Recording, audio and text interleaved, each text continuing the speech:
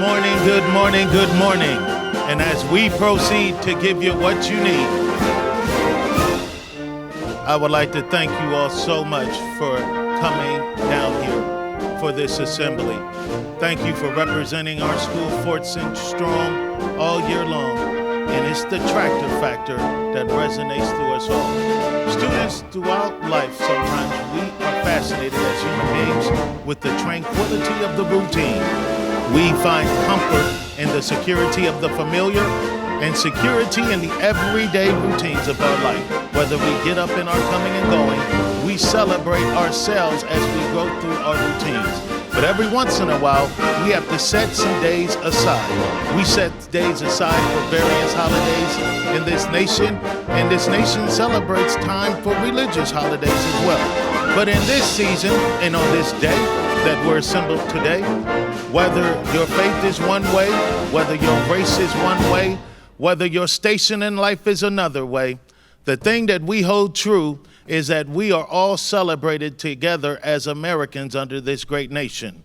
To that end, students, the greatest gift someone can give you, besides service to yourself at home, is the things that we take advantage of because we take for granted. Things that we take for granted might be our driving down the street in our parents' car or with our own car, our eating, our going to games, our activities in our lot of life. We take for granted that we can do those things without us being on a war field. Those things are provided for us for people. Most of them never had a cup of coffee with your parents, never played video games with you, and you have never shared a conversation with them. However, because of where you live and the citizenship that we're all a part of, they were willing to die for each and every one of you. There's one thing to live in life. There's another thing to celebrate the land of the living. But when you're in the home of the free, the land of the brave, it is not just a feeling, it's a verb, it's an action. And the best way they showed their action is when they fought to die for your freedom. If we fight for things in our life that we think are important, what better thing to do is to celebrate people who are virtually strangers to you virtually, but literally your brothers and sisters as they died for you and died for me to make that happen. Understand this, if you know mankind has lived and died, that's a part of history. But if you know those soldiers lived and died for you, that's the epitome of patriotism.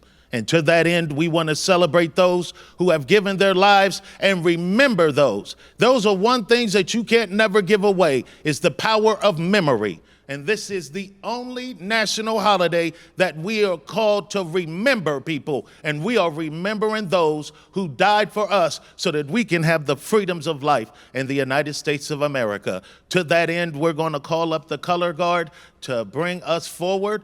Let's give them some, folks.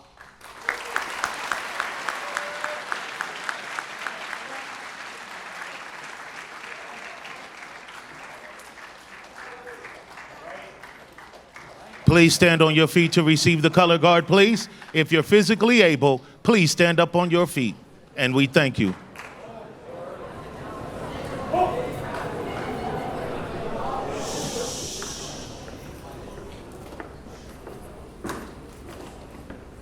Hope, with faith,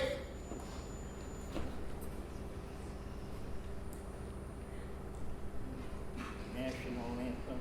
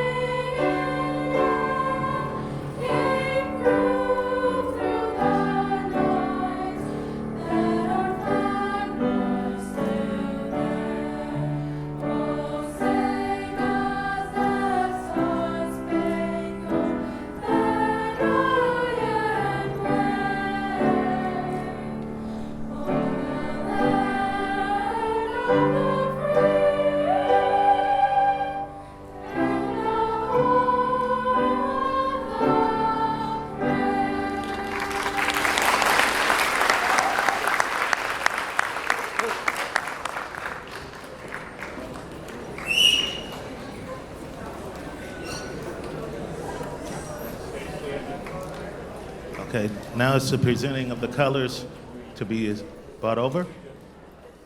Oh, I'm sorry, excuse me.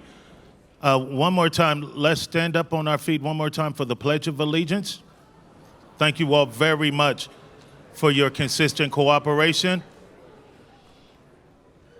As we say it in unison, I pledge allegiance to the flag of the United States of America and to the republic for which it stands, one nation, under God, indivisible, with liberty and justice for all.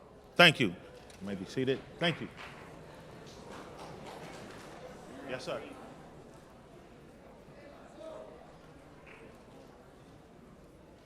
Left, right, shoulder, arm. Hook.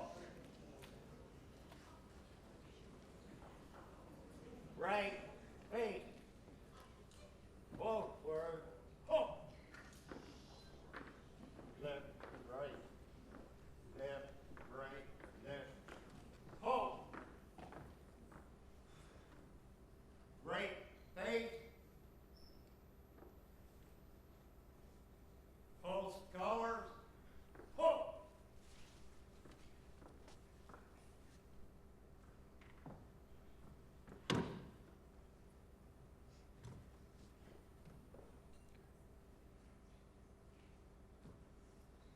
Left, face,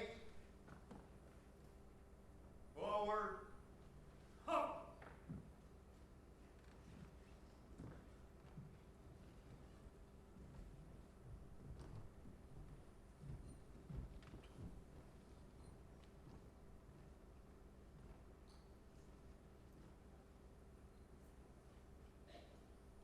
If you're blessed to live a longer life, what better service you can do than to celebrate the memory of this great country and for those that died. Give them another hand as they go to their seat.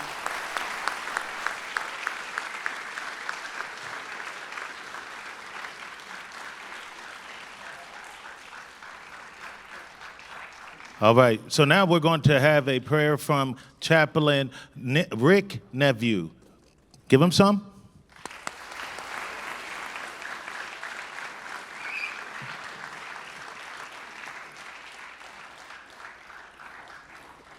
All-powerful God, your eternal promise of never forgetting one of your children who generated countries' miracles of healing. Some of these healings have taken place at various memorials to men and women who have given their lives while in the service of their country. As we gather on this day, we come together on sacred ground, consecrated by both the lives of those who have been served and by the hearts and souls of those who come seeking reconciliation, forgiveness, resolution in their lives. Remember then, O Lord, the gift of life and sacrifice that these men and women of all wars have offered. For them we give you thanks. Remember also, O Lord, those fate is unknown to be alone. Bless them and us who long for the mystery to be revealed. Remember finally, Lord, the holy remnant of war, those who wear scars visibly and secretly. Grant them and us freedom from enslavement and freedom for life. For the solemn blessing, O Lord, we humbly pray. Amen.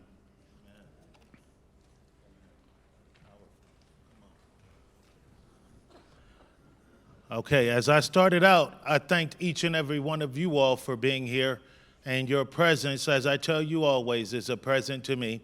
But we also, in this schoolhouse, have guests here who are not so much guests, but they're just welcomed back home, and we want to just acknowledge those folks in the crowd right now.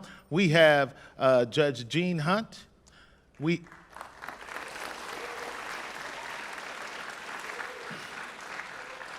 And for the sake of time, I'll just read off some of the names, and then I'll read off all the names, and then we'll just give them a Fordson strong clap after I read all the names for the sake of time. Okay, so we have Scott Rumfeld, commander of the Allied War Veterans. We have Nofella Haldir.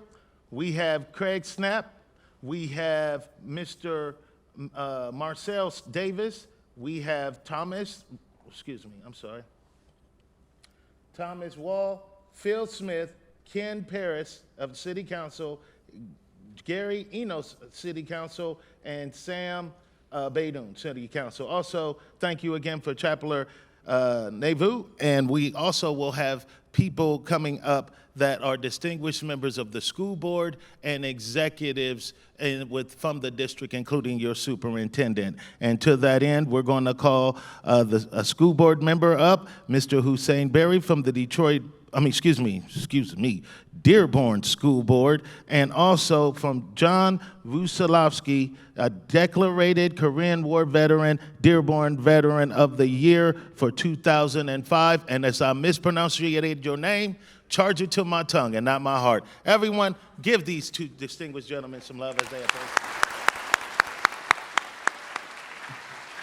Thank you very much.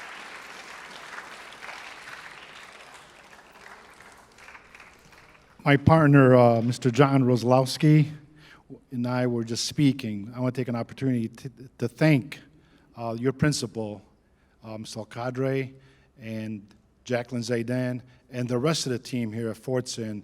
This is a beautiful thing. This audience right here brings joy to my heart, so thank you very much. Memorial Day, these are words that my partner here, I call him my partner because this is 13 years now, John? Yeah, this is 13 years we've had the ceremony here at Fordson High School, and I'm going to give you a little bit of history here about so these are his words that I'm going to share with you. Memorial Day is a day of remembrance for all those who have made the ultimate sacrifice, and that is why we are here today. To help all of us understand the meaning of sacrifice and that freedom is not free, I'd like to share some background on our memorial here at Fordson High School. World War II was one of the greatest tests of our democracy, and the Battle of Saipan was an important battle in the war.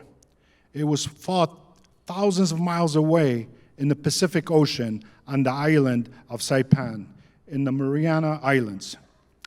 The battle occurred from June 15th to July 9th, 1944. Which is about the same time that Allied forces were storming the beaches of Normandy in France. The Mariana Islands were of strategic importance to the United States as it would give the U.S. greater control of the Pacific Ocean and offer the U.S. the ability to finally strike Japan directly with long-range bombers.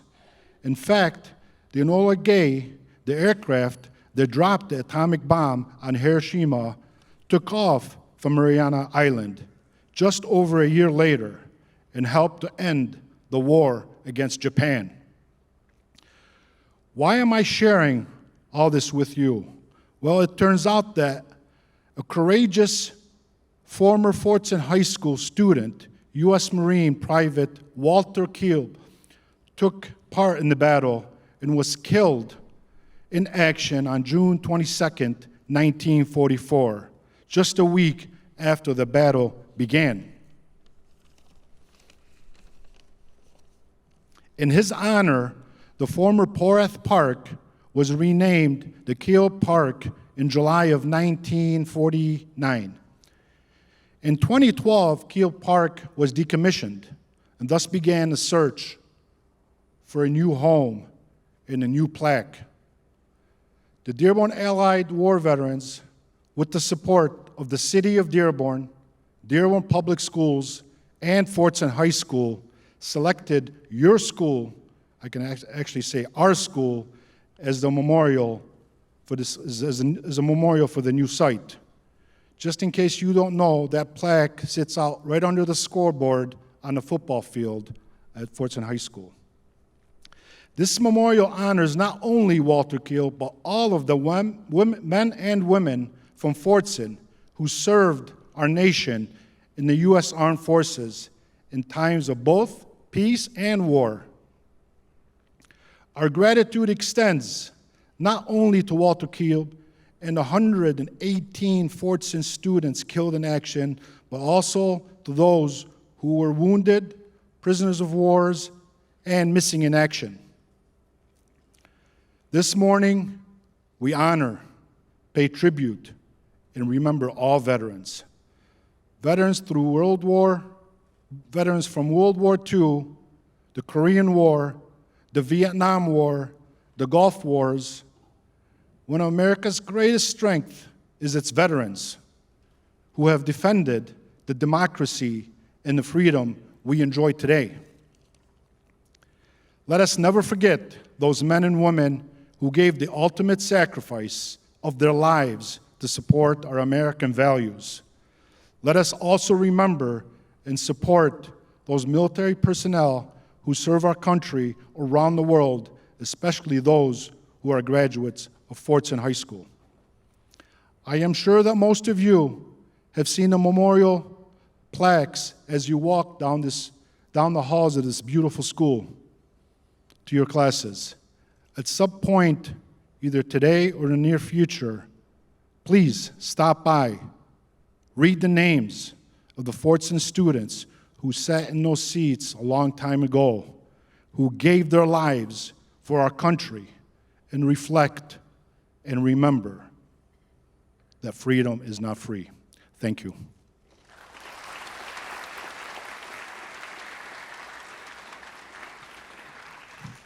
Thank you very much. Just a quick correction. We also have a city council member from Dearborn who just stepped in, and her name is Leslie Herrick. So we want to welcome her. And also Sam Shaborn, he is not of the city council. He is a Wayne County commissioner. So charge that to my tongue and not my heart. We just wanted to make that correction. Thank you all very much. Okay, as we continue forward, the next person on the agenda is the CEO of our district. He is the principal of our district, or whatever team leader colloquialism you would use to describe the vision and leadership that he has brought to us for almost 10 years. Please receive your superintendent, Dr. Glenn Maleko.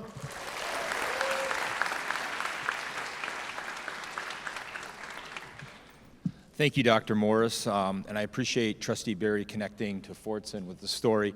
I remember several years ago, Ms. Alcadre brought, and by the way, the media center here is my favorite room in the district, but we went to that room and we saw we read some of the letters that were sent back from overseas of soldiers that were writing back to Fordson and their families because they were fighting overseas to protect your freedom. So I think it's very fitting, and thank you for that connection.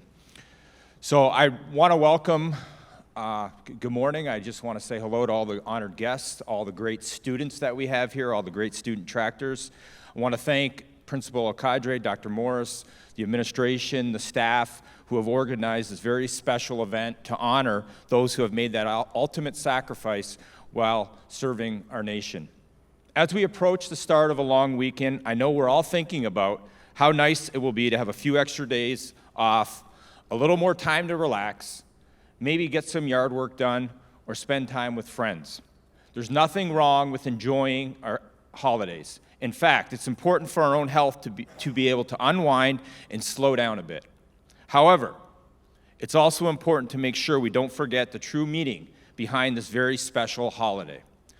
Memorial Day didn't begin with any big fanfare or declaration. It was started by people who would gather to place flowers on graves and honor those military personnel who died during the Civil War. They called it Decoration Day, and over time it kept growing. After World War I, the holiday evolved to commemorate American military personnel who died in all wars, and then much later, the day became known as Memorial Day and was moved to the last Monday in May. In November, we have a day to pay tribute to and thank our veterans, those who have served in the armed forces. But on Memorial Day, we pause with reverence to honor those who gave their life while serving in the military. We owe it to those fallen heroes and their families to never forget the true meaning of Memorial Day. Many who died while serving in the armed forces were at the very start of their life. They had plans, dreams, and hopes. They were looking forward to a future filled with friends and family. They were the next firemen, doctors, business owners, and of course, teachers. Like many of you, I too have had family members who served in the armed forces. My grandfather, who passed away 11 years ago, served in the U.S. Navy in World War II. I heard many stories from him, and he was very proud to serve his country. I'm fortunate, though. I was able to hear those stories firsthand, directly from my grandfather. On Memorial Day, we must remember the families who were never able to hear those stories firsthand because their loved one was lost while serving their country.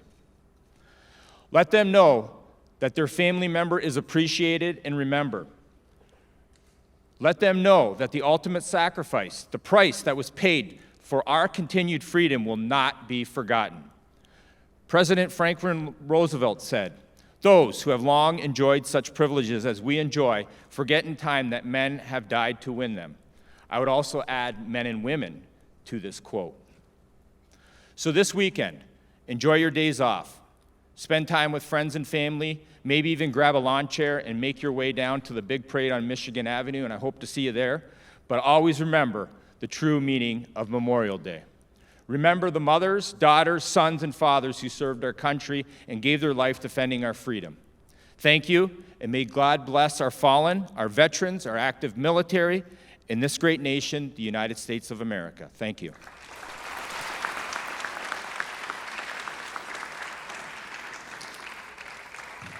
Thank you. Up next, the chief could not make it, so we are excited and delighted to have his representative, Captain Vincent Bellidi, come up to the podium. Again, if I'm pronouncing it wrong, charge it to my tongue and not my heart. Let's show him some love, everyone.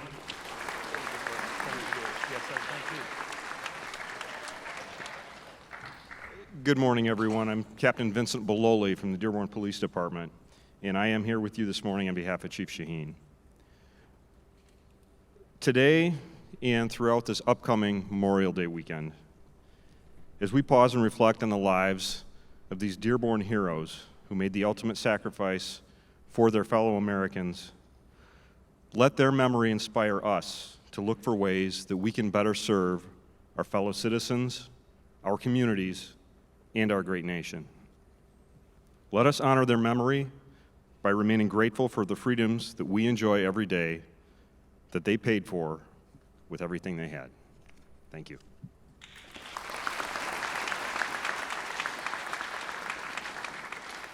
Okay, now we'll call the choir up for a second selection of God Bless America. Give them some.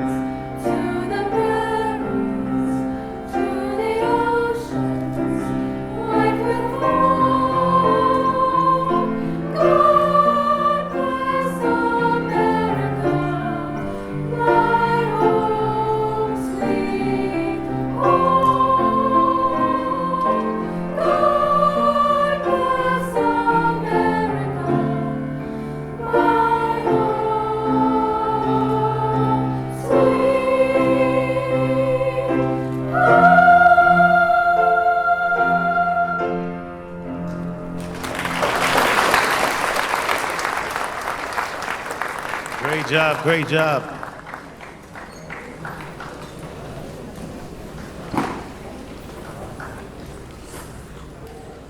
From the mountains to the valleys to the oceans that flow, God bless America, my home sweet home. Now we're at the place of the program where we introduce our keynote speaker. Our keynote speaker is named Mrs. Lisa Lark, and Lisa Lark is a graduate of Dearborn Schools. She, in fact, was a former teacher in Dearborn and until 2010. Since 2010, she has researched and wrote books regarding veterans and how they have made contributions in America. Last year, she received a commendation from the city of Dearborn. She has authored 3 books: Gone Too Soon, Dearborn Remembers the Fallen Heroes, All They Left Behind, Legacies of the Men and Women of the Wall, and There in Black, the Vietnam War Through the Eyes of Those Who Lived It. Without further ado, let's give a Fordson welcome to the keynote speaker and art school, Miss Lisa Lark. Thanks so much. Thank you. Appreciate it. Yes, ma'am. Thank you. Morning, everyone. As Mr. Berry mentioned, the memorials down the hall list nearly 120 names. They have stood for decades, and thousands upon thousands of tractors have walked past them each and every day. The names listed on those memorials served and died on the battlefields of Europe and Asia and Africa, on the waters of the Pacific and the Atlantic, and some even died closer to home, on the streets and in the skies of the United States. They died in explosions and from gunfire, and when their airplanes were shot out of the sky. One died in a motorcycle accident in Missouri, and one on a train crash after returning home from nearly 3 years in Europe. Only a handful of the people listed on this memorial reached the age of 30, and most never lived to see the age of 25. Those that have died have the stories of heroes, and rightfully so. They demonstrated honor and courage that is well beyond what most of us can imagine.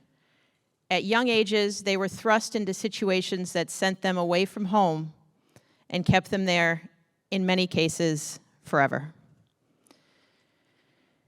The wars that they fought took them to all corners of the world: Belgium, Italy, France, Germany, Korea, Vietnam, the Philippines, Tunisia. For many of them, their journey into the military and onto the battlefield was their first time away from home. Imagine they must have felt from that alone. They died protecting their buddies and saving total strangers. They died by strange twists of fate, and sometimes by simply following orders. All were mourned by those they loved in the city they left behind. Some came home within weeks, providing their families with a sense of closure and the opportunity to bury them close to home at St. Hedwig or Northview. Many of those who died in earlier wars were buried in the country where they fell, which means that some of Dearborn's fallen still rest in the cemeteries of Belgium, France, and Luxembourg. Some returned home many years later, their original resting places disturbed in order to bring them home to the country that they died defending. And some never came home at all. Their remains have never been recovered, their families left with only memories and photographs that would fade, and the names on the wall of a high school memorial. With decades of time between us, it's very easy to reduce these heroes to simply those names on the memorial. But in doing so, we can forget that all of these names were real people. Each one of the names left behind people who loved them, mourned them, and were forever changed by their loss. Parents and siblings, grandparents, aunts and uncles and cousins, but their deaths impacted far more than their families. Think about how many people that are a part of your life, how many people you interact with each and every day. Friends and neighbors, classmates, teachers, teammates, coaches, bosses, coworkers. You would be surprised how many people you impact every day. When I was researching the men who died in Vietnam, I reached out to a lot of different places and asked a lot of different people to share memories of men that they might have known who lost their lives in Vietnam. One of the responses I received was from a woman who shared her memories of Private First Class Robert Benici, who had been her paper boy when he was younger. Although it had been more than 50 years since he had delivered her newspaper, she still remembered the color of his bike. It was red. It is these memories and stories of the people on this memorial that reveal so much about these individuals and help us understand who they really were. There are nearly 120 names on those memorials. We are highlighting 3 today, as we do each year. At that rate, it would take 40 years to get through them all. I'd like to take this opportunity to reveal a few more of those details that help us get to know some of those that Dearborn lost. Stuart Snell loved playing basketball in the park with friends. William Livermore had a big role in the 1942 senior play. Earl Muntean and Edward Bilecki played baseball, and Harold Miller Jr. was an actor. Robert Nizuski planned to pursue a career in accounting. Frank Matuszewski worked in real estate, and Theodore Bluin managed a grocery store. Charles Dubas was a talented basketball player, and William Alexander was the captain of the football team. Richard Anderson was an artist. William Pierce and John Wells both wanted to become Dearborn police officers. While we are here today to honor their service and their sacrifice, I believe the best way to pay our respect is by keeping their memories alive through ceremonies just like this one, to continue to tell the stories and share the details of the lives that they lived and the impact that they made on those who loved them. We must always continue to remember that each name on those memorials down the hall and on the cenotaphs in front of the Henry Ford Centennial Library is that of a person, someone not all that different from you and I, someone who deserves to be remembered not just for how they died, but for how they lived. Thank you. Do you want me to just go into the... And now, do you want me to just go into the ceremony? Okay, yeah, sorry. And now, I'd like to begin the wreath ceremony, beginning with World War II. Between 1941 and 1945, more than 16 million American men and women fought in World War II. More than 406,000 of them lost their lives, including 251 from the city of Dearborn and 95 from Fordson. Zainab, will you please come join me and tell us about one of the men from Dearborn, or from Fordson?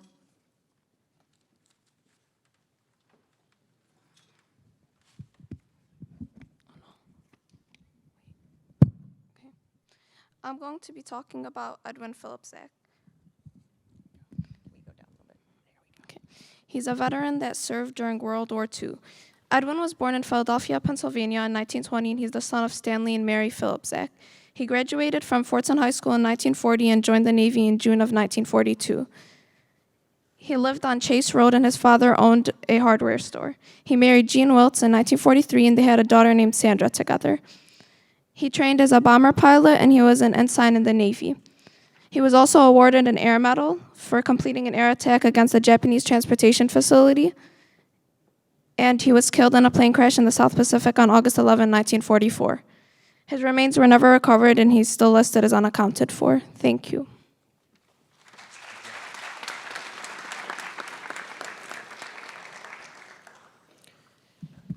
$6.8 million Americans served during the Korean War, including my friend John here. 36,000 died during the Korean War, including 26 from Dearborn and 9 from Fordson. Riwa, will you come join us and tell us about one of them?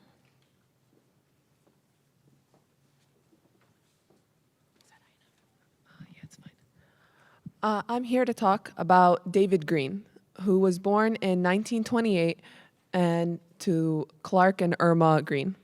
He graduated from Fordson High School and Michigan State University, and then went on to live on Albert Street with his wife and young daughter. He served in the Marine Corps and was a second lieutenant, and in 1952, he was sent to Korea.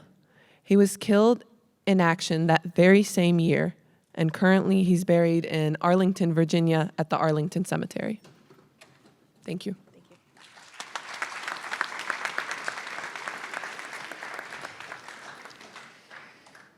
Between the years of 1955 and 1975, more than 3.4 million Americans served in the Southeast Asia theater, including Vietnam, Laos, Cambodia, airmen who were based in Thailand, and sailors who were based in the surrounding waters, including many of the men who are with us today. 58,000 men and women lost their lives during the Vietnam War, including 69 from the city of Dearborn and 15 from Fordson High School. Maya is going to share some information about one of them.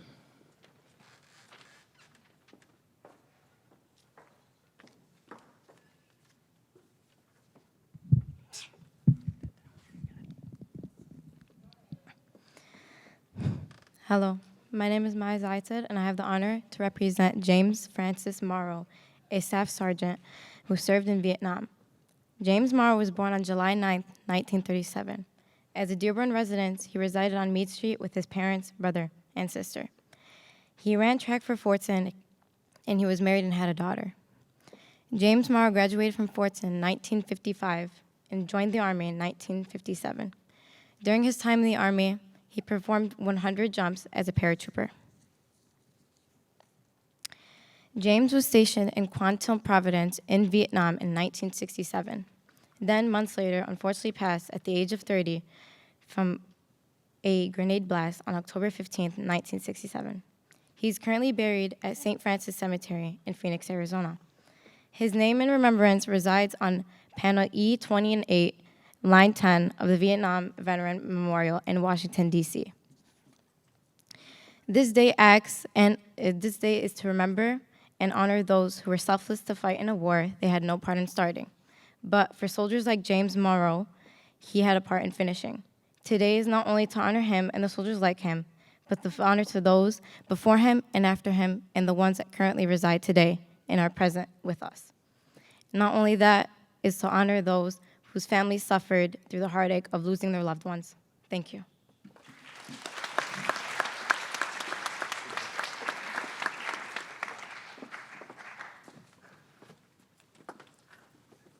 Okay, so now we go to the program where we have the taps, the rifle volley coming by the rifle team right now.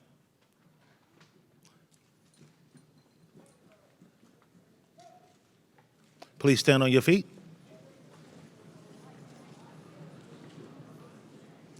And again, what an orderly student body.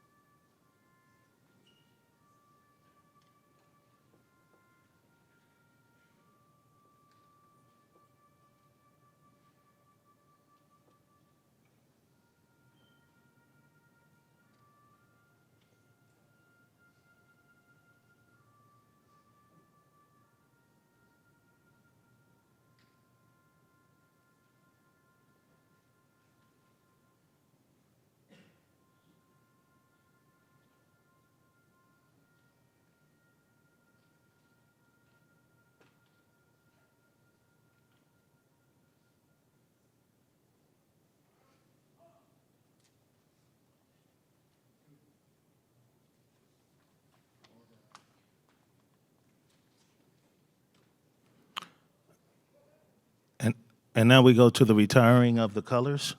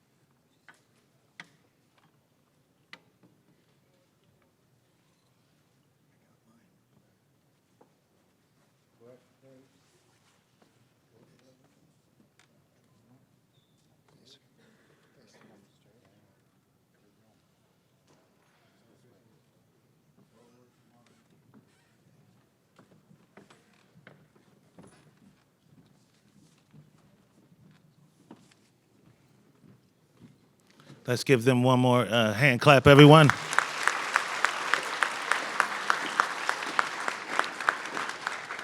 All right, thank you. You may be seated. Okay, so now we've come to the conclusion of the program. Thank you very much for being such a solid student body. The best way that we can show how we are is just to be who we are. And on behalf of the Dearborn Board of Education, Dr. Maleko, Mrs. El-Kadre, the Fordson administration, staff, and students, we would like to thank you all for being a part of this program. And remember, while you're celebrating your vacation, you may not be able to be in a position to die for this country. You may not be in the financial position to assist someone in the nature of that, but you can say, even if you don't have $5, you can say 5 words to those who serve this country. Thank you for your service.